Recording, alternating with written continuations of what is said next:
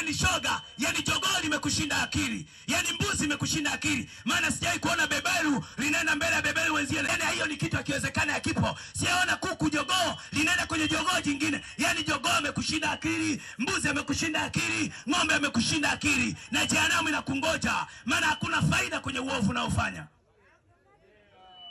Unasababisha wazazi wako wanajisikia maumivu, wanajisikia kuteswa.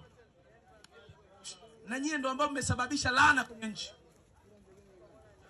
Kiingia kwenye mtandao utashangaa, yani mwanaume anamtongoza mwanaume mwenzie. Yani basi tu Mungu alinipa neema kukoka mapema.